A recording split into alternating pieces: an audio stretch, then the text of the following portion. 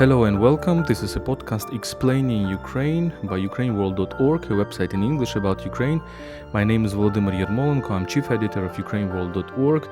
We continue our podcasts about the war which Russia started against Ukraine. This series is brought to you together from Internews Ukraine and Ukraine Crisis Media Center. And today we will talk with an expert on Donbas, on eastern Ukraine, and on security issues. I'm very glad to welcome Mariia Zolkina, who is an expert at Democratic Initiatives Foundation. Mariia, good afternoon. Thanks so much for joining me. Thanks for inviting me. Before we start, let me remind you that you can support us on Patreon, patreon.com/UkraineWorld. So our topic today is to understand whether the talks, the negotiations between Ukraine and Russia, security negotiations between Ukraine and Russia are realistic. We have seen a few days ago the proposals by Ukrainian side about a major security arrangement, which includes an idea of guarantor states which would guarantee the Ukrainian security. And as a compromise, this can be kind of a suspension of Ukraine's NATO aspiration. Mariia, what do you think about these proposals? First of all, I have to say that there are too many risks and challenges for Ukraine, not only today, but also for Ukraine's security in the future within these proposals. And I think it was, from strategic point of view, it could be a mistake, or it was already a mistake to propose all those ideas from Ukrainian side, because on the one hand, there is no draft treaty yet, and there is no draft peaceful agreement yet. So we speak only basing on some commands coming from Ukrainian negotiators explaining what they actually offered to Russia. But on the other hand, the things which were offered by Ukrainian side, as of now, will be taken or will be perceived as something which is already agreed by Ukraine itself. And it means that, let's say, improvement of the situation or improvement of provisions of this peaceful, let's say, agreement, it is almost impossible from Ukrainian side, because we have already offered something which is taken like something already agreed and as a result of, let's say, compromise. Though I think it was a mistake, first of all, to try to limit our security sovereignty in the future. I will explain how it can happen. It was a mistake to say that instead of any defense alliances, we will have separately Ukraine on the one hand and separately guarantor states on the other hand. This is a pretty risky security scheme, and it has nothing in common with Article 5 of Washington Treaty. So declarations were good. I mean, declarations of negotiators from Ukrainian side were good. They say that the peaceful settlement will be pretty equal to Article 5 of Washington Treaty, meaning that aggression against Ukraine will be treated by guarantor states as aggression against them. But security experts, including me, when we went deeper into all those ideas, we found out that it is completely different scheme, which will not only not strengthen but even weaken Ukraine's security in the future. Let us come back to the context. So the context is that Russia issued what we call in the West, in Ukraine, the ultimatums, right? To the West, to NATO, to Ukraine, even before the war. And among these requirements, the ultimatums, there were some requirements that are absolutely absurd. For example, demilitarization. Ukraine, of course, will not agree on that because it needs to defend itself. Denazification, which is a completely absurdist term coming from Russian propaganda that all Ukrainians are Nazis and the Nazis conquered the power here in 2014. So it seems that, according to my understanding, it seems that the NATO issue, well, one of these ultimatums was the neutral status of Ukraine. The NATO issue was the most kind of a compromisable for Zelensky, for his administration, and maybe for Ukrainian people.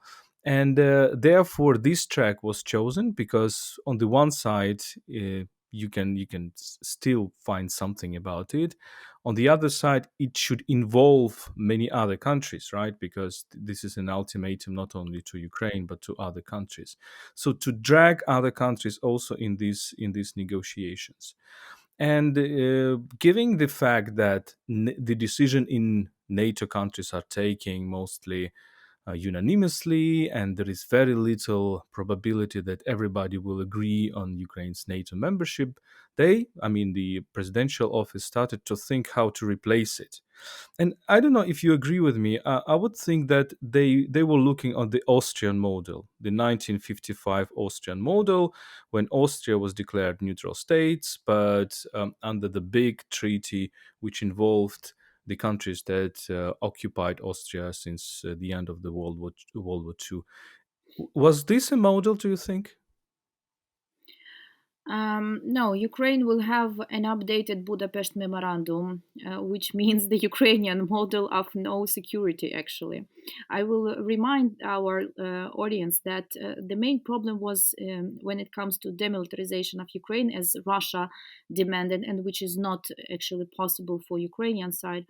The main idea was not just to prevent Ukraine from joining NATO. The main idea was to make Ukraine not capable of defending itself, to make Ukraine not able to receive as much weapons supply or other military technologies supply to Ukraine and defend itself again against Russian army in case of new invasion. And that is why any new peaceful settlement, whether it will be based on idea of non-bloc status or neutral status for Ukraine, or on the contrary, an idea to be part of some other defense alliances, not NATO, any peaceful settlement should be based or has to be based on the preconditions or on the conditions when Ukrainians' ability of Ukrainian army to rebuff new Russian aggression in case it happens will be pretty high, and it will be some kind of prevention for Russia to have a new attempt to invade Ukraine. And what do we have now? So first of all, there was the critics of NATO membership, and it was, yes, it was perceived, it was considered by Ukrainian authorities as a kind of compromise, because the road towards NATO is pretty long, and there are still Germany and France and even US who are not ready to make Ukraine join in the coming years. Though experts on Euro-Atlantic integration of Ukraine say that the highest possible chances to become a NATO member in the coming future we actually have now. So it might be some kind of political paradox, but some people say that, some experts say that we have never been so close to having this membership perspective like we have now.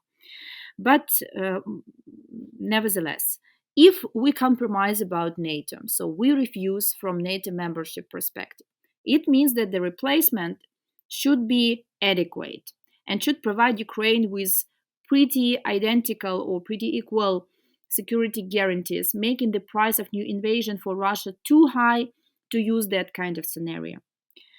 But what we receive after all, it is the idea that Ukraine will be a state declaring its neutrality. This is the idea of Ukrainian side. And at the same time, there will be some treaty, though I doubt it can be one treaty.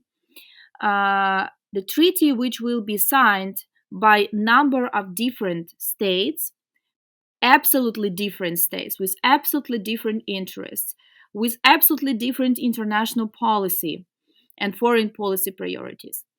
Signing this treaty and giving Ukraine some guarantees.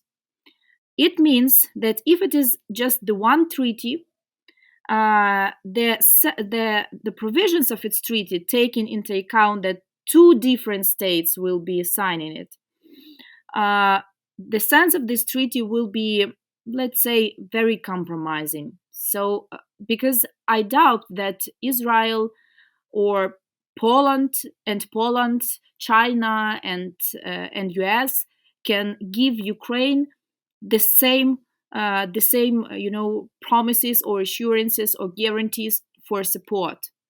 It means that if these states are pretty different, then the text will be really compromising and will be really weak, if I may to say so.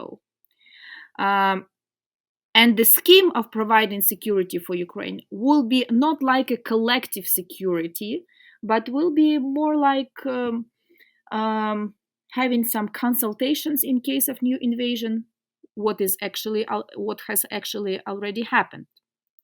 In the case of our invasion, there was no like specific procedure or specific terms of these consultations, that they were halt during first 48 hours, when no support actually came to Ukraine, because everyone in the West was sitting and waiting whether Ukraine will fall or not. And then these guarantor states, they should decide what kind of support to send to Ukraine. And this is again not something different from what we have already had in February or in March this year after invasion. And that's the main question of experts, including me. Um, what is the principal difference? In what way we can be sure that these states will provide Ukraine not only with much more serious support, including troops, but I think we cannot be sure that they will provide even that kind of support that we have been having right now since February. Therefore, Exactly you're because. Therefore, you are Mhm. saying that this is kind of a Budapest Memorandum plus, right? Because Yes. there is so much criticism of Budapest Memorandum.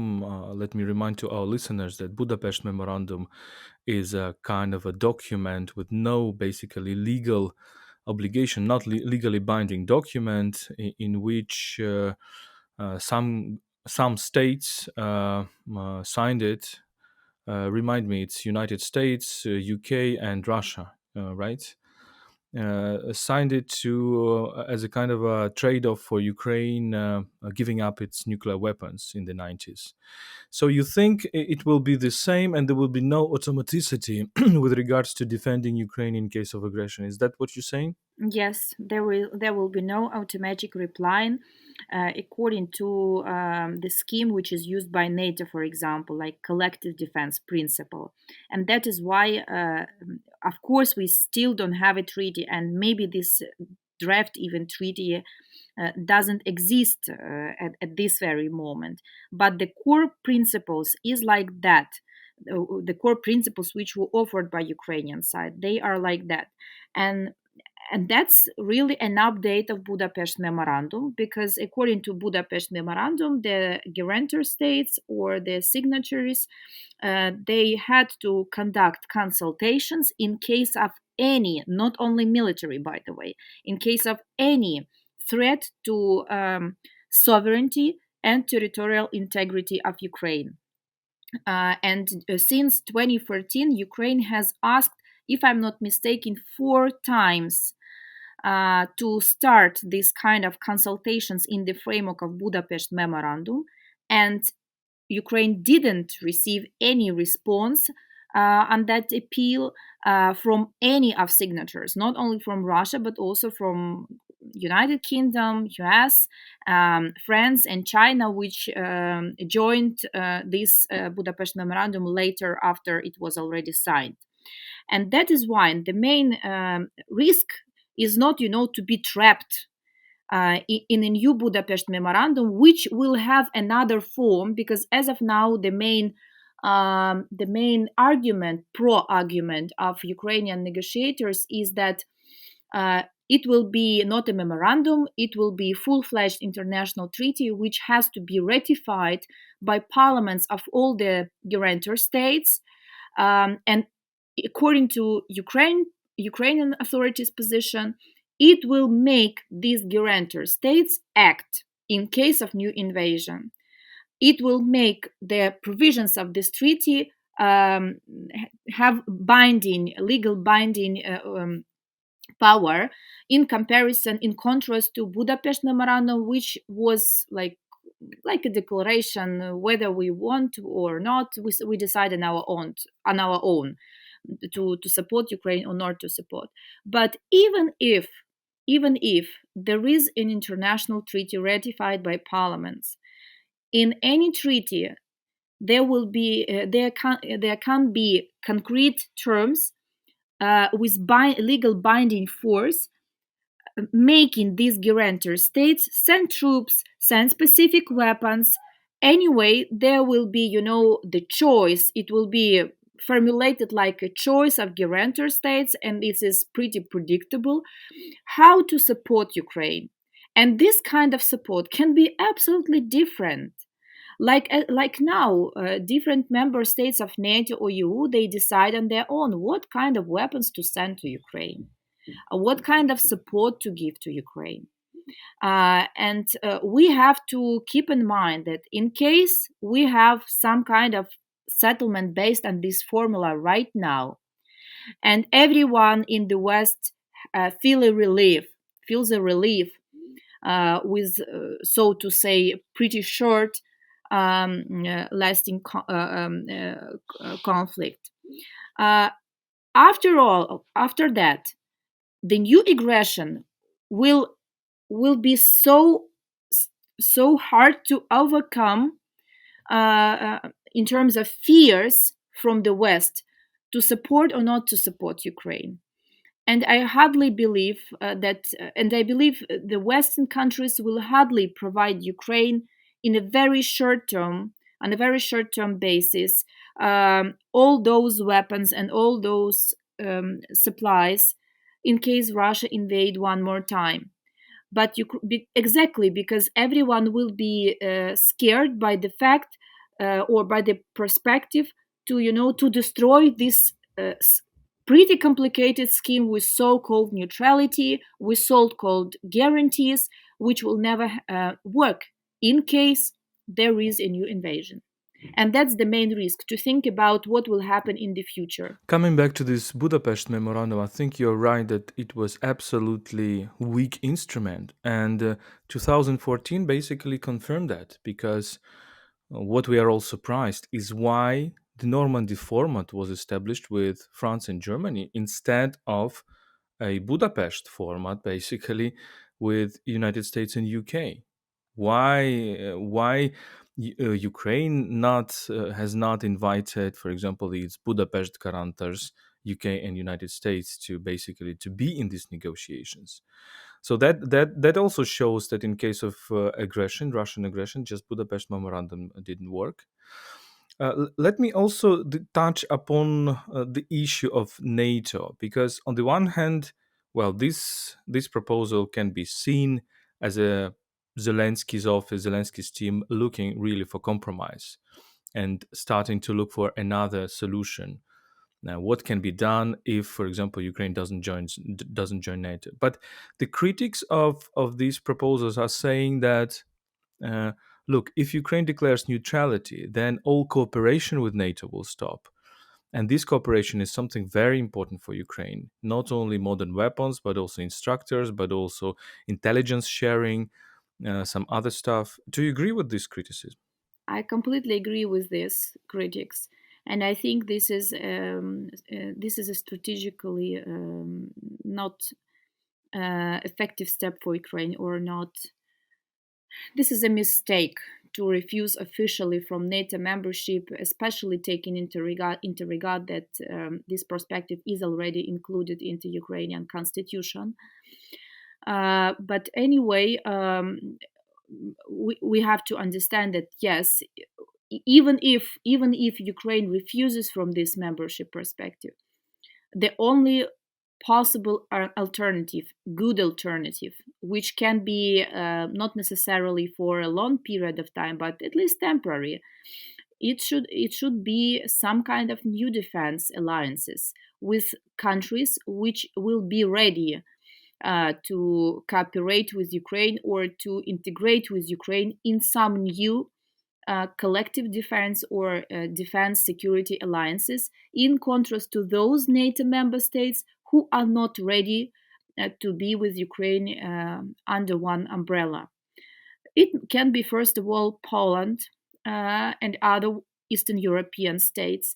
despite the fact that they do not have, I mean, for instance, Czech Republic, Slovak Republic, or Baltic states, they do not have that kind of military capacities like some Western states or like US, but nevertheless, they have the same interest as security interest as Ukraine has. They have the same risks as Ukraine has. Risks coming from aggressive policy of Russian Federation.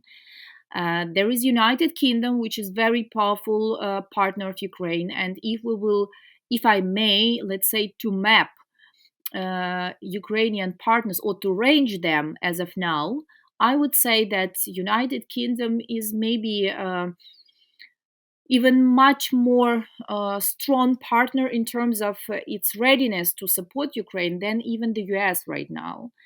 Of course, it is linked to or it is related or explained by the fact that United Kingdom needs more power on international arena after being after leaving the European Union.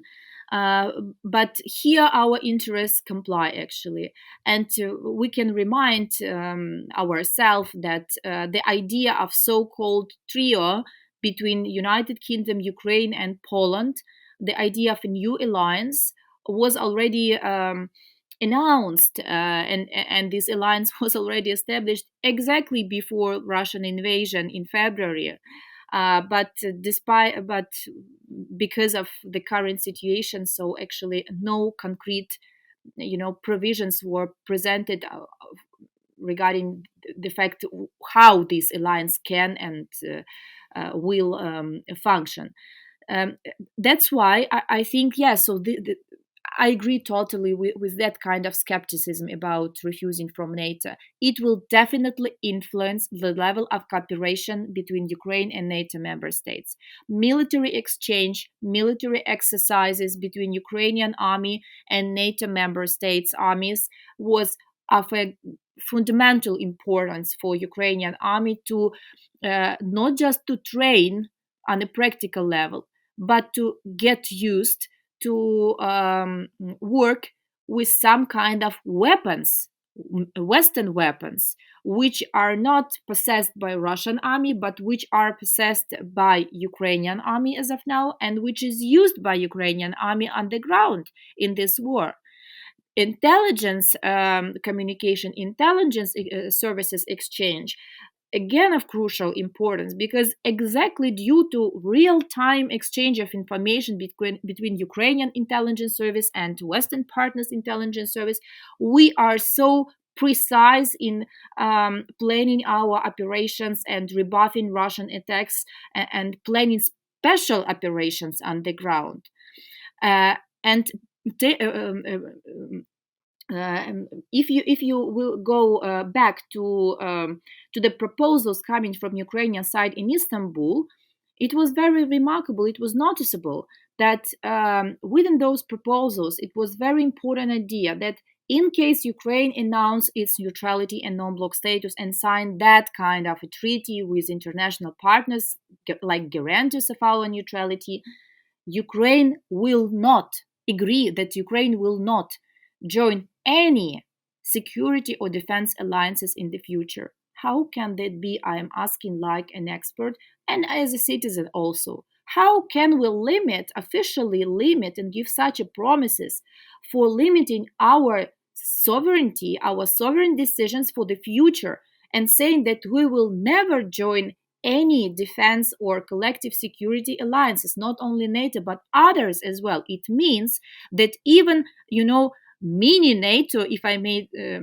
say so, mini NATO with our concrete partners like with UK or Poland or other Eastern European states, these alliances will not be possible.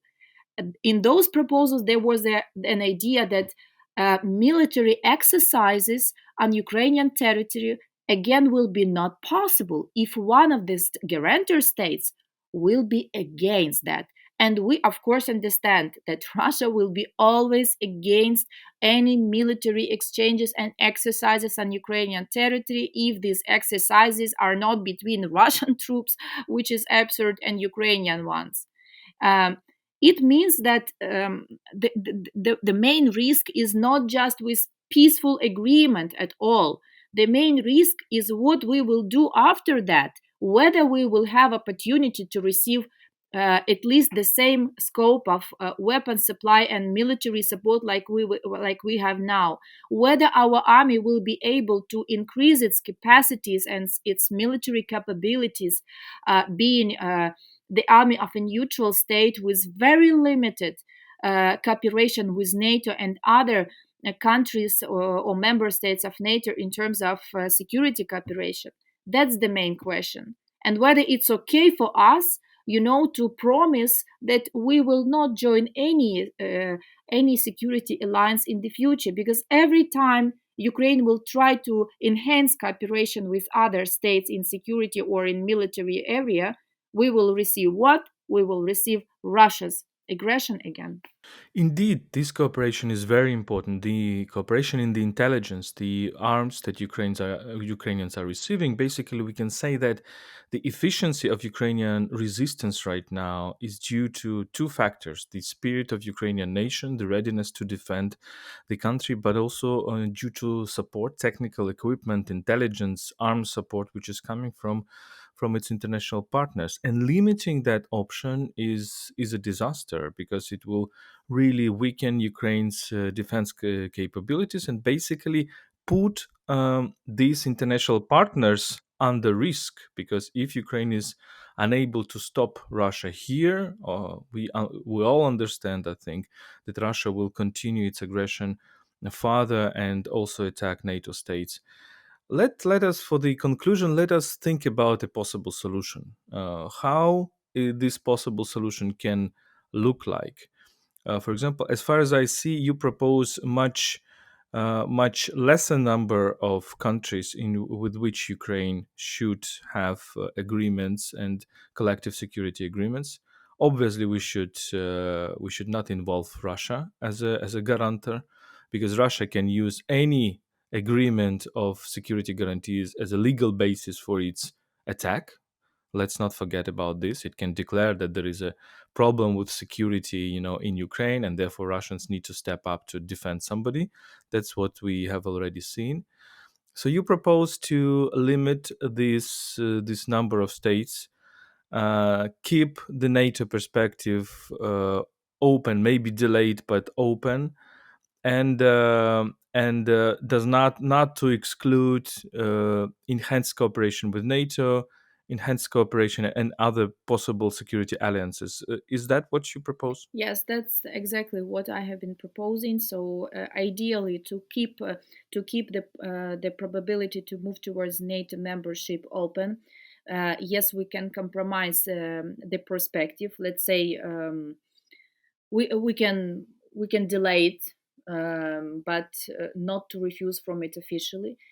If we decide to refuse officially from NATO membership, we should not limit ourselves to in our opportunities to join, in our possibility to join some other alliances. And I think then the only valuable alternative can be some smaller alliances with the countries which has the same interest as Ukraine has, not to include and to to step away, to step back from this scheme when there is neutral Ukraine and some guarantor states, but to at least try to replace it with some other uh, like alliance scheme where all the partners, all the members will be equal. In case, again, moving forward, in case the current scheme with Ukraine as a neutral state and guarantor states on a side will be used, we definitely cannot agree with the idea that Ukraine will never, in the future, join some other defense alliances. If we, let's say, stop not the hot phase, not the war, but this exactly, precisely this stage of the war with that settlement, there should not be in this settlement any restrictions for Ukraine to join some other defense alliances after that. The problem with defense alliances as of now is that even the closest Ukrainian partners are a bit afraid of giving Ukrainian side the real guarantees and the real and to use a real collective defense principle exactly for the same reasons for which Ukraine is not the member of the NATO. So everyone is being scared is scared to become that Russia will announce them the new object for the aggression because they have interfered the conflict between Russia and Ukraine, and that is why, in case we stop this phase of the war with some agreement, there should be definitely, and there has to be definitely the opportunity, the right preserved for Ukraine to establish new defense alliances, which and this scheme doesn't contradict neither membership perspective, and that is why we don't need actually to refuse officially from NATO, but we can build some smaller alliances. But this scheme with defense alliances will contradict the idea of non-block status for Ukraine. And that's why, in my opinion, defense alliances on the one hand and neutral status on the other hand, they are not, they cannot be combined into the one basket. And that is why diplomatically it will be impossible for Ukrainian side to sign, first of all, this peaceful settlement with neutral status for Ukraine, and after that have a hope that we will build something more effective. No, the choice is to be done right now before we sign any agreement. And last point, but not least, that Ukrainian army is doing its job really great. And the main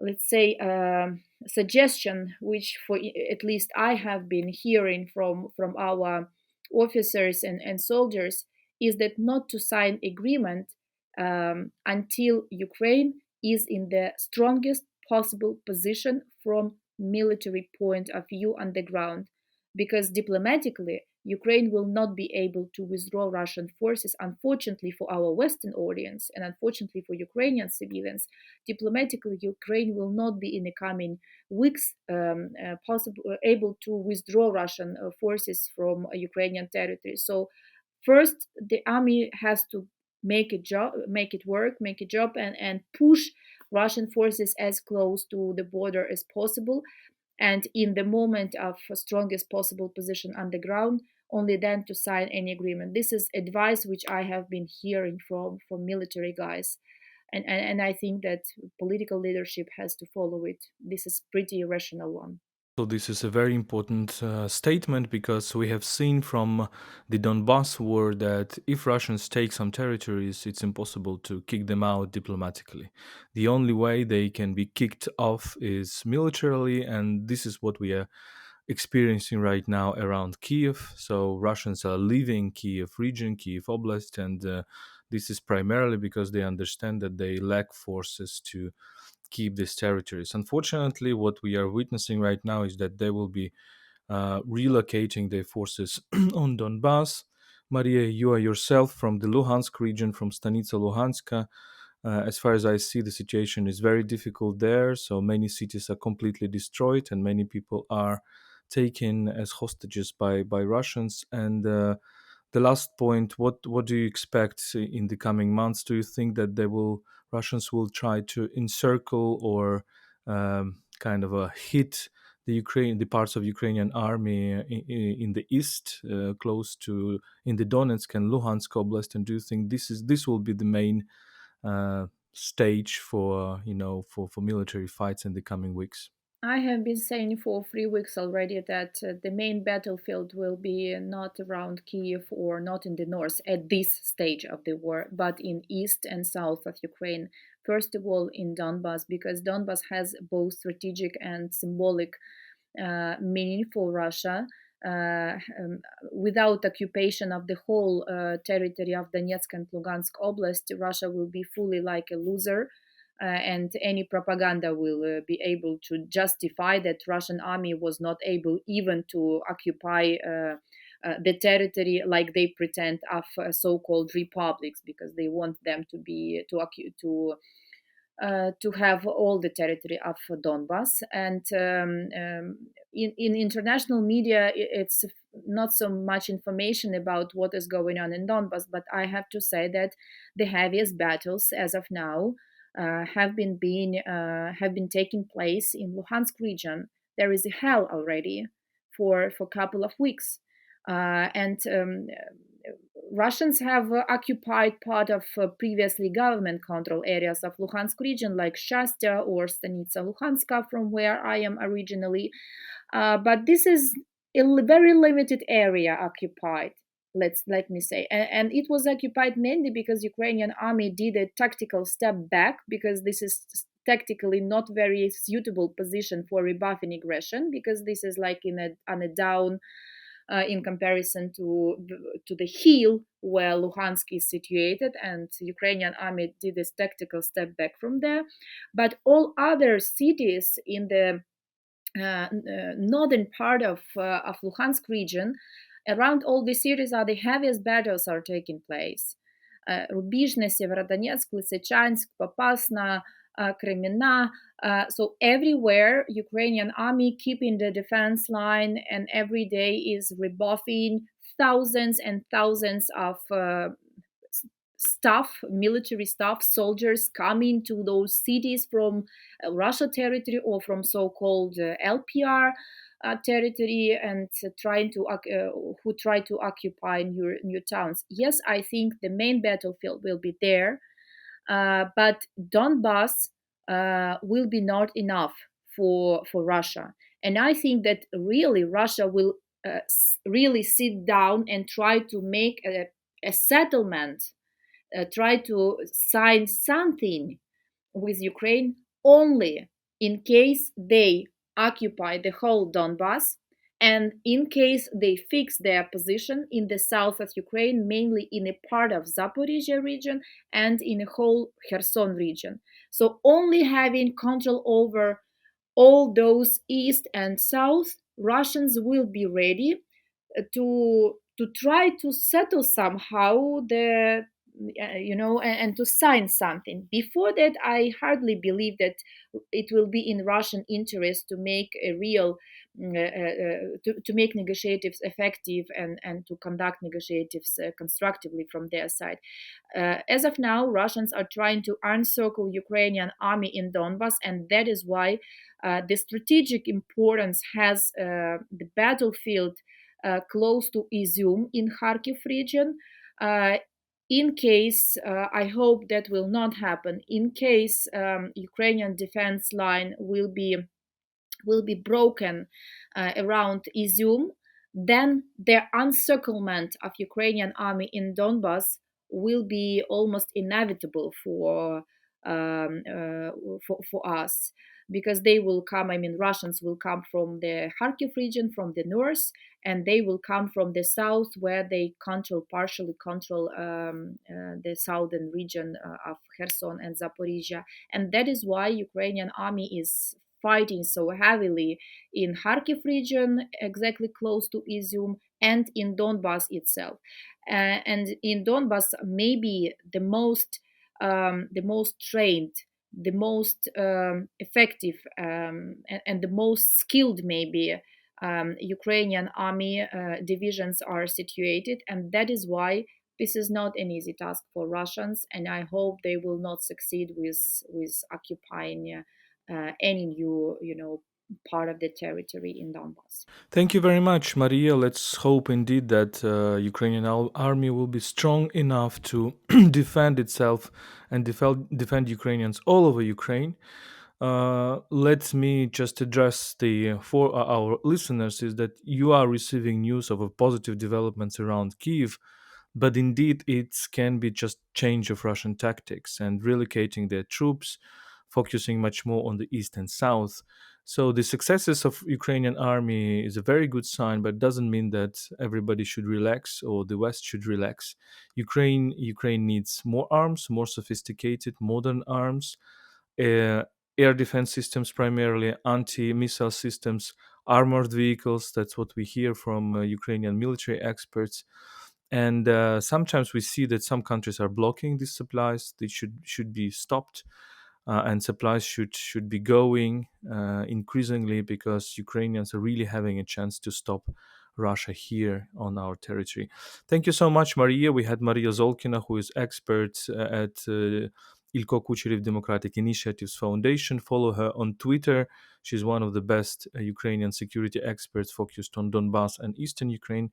As you can see, she's herself from Stanitsa Luhanska, from Luhansk Oblast. My name is Volodymyr Yermolenko. I'm chief editor of UkraineWorld.org. We are making this series of podcasts about the war in Ukraine jointly between Internews Ukraine and Ukraine Crisis Media Center. You can support us on patreon.com/UkraineWorld. Stay with us and stand with Ukraine.